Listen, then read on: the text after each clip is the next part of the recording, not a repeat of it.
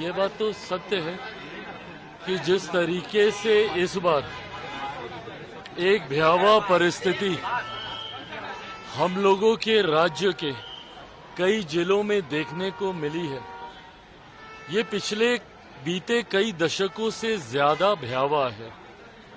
पड़ोसी देश में जिस तरीके से बाढ़ की वजह से एक विकराल परिस्थिति वहां पे भी बनी है, पर जिसका असर हम लोगों के राज्य बिहार के लगभग 12-13 जिलों में हम लोगों को देखने को मिला, इसी का संज्ञान लेने और ज्यादा से ज्यादा मदद में तीव्रता दिलाने के उद्देश्य से कल से हम लोग कोसी के इलाके में ही हैं।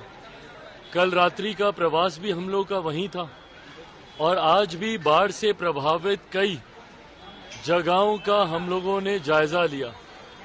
पहली प्राथमिकता तो ये थी कि जब पानी का स्तर एकदम से बढ़ा, जब बांध खोले गए और एकदम से जब पानी अलग अलग जिलों में घुसने लगा हम लोगों के यहाँ, तो पहली प्राथमिकता इवैक्यूएशन की थी कि जल्द से जल्द ज्यादा से ज्यादा लोगों को बचाया जा सके। उस भूमिका को निभाने के बाद अभी की प्राथमिकता उनको रिलीफ देने की है। कम्युनिटी किचन के माध्यम से उन लोगों को खाने में कठिनाई ना हो, पन्नी ज्यादा से ज्यादा वितरित करवाई जा सके, वैकल्पिक व्यवस्था रहने की कराई जा सके, ये अभी प्राथमिकता है। आने वाले 1-2 दिनों के बाद अब प्राथमिकता, क्योंकि धीरे धीरे अब जल स्तर कम होता जा रहा है, अब प्राथमिकता हम लोगों की बन जाएगी कि जो मलबा है, जो कीचड़ है, उसको कैसे साफ किया जा सके। कोई मवेशी जिसकी मृत्यु हो गई है, उसकी वजह से कोई महामारी ना फैले, कोई बीमारी ना फैले, साफ सफाई पुनर्वास का कार्य शुरू होगा। ग्रामीणों में, क्योंकि ये यकायक उत्पन्न हुई एक स्थिति थी, ग्रामीणों में इस बात को लेकर भय भी था, चिंताएं भी थी।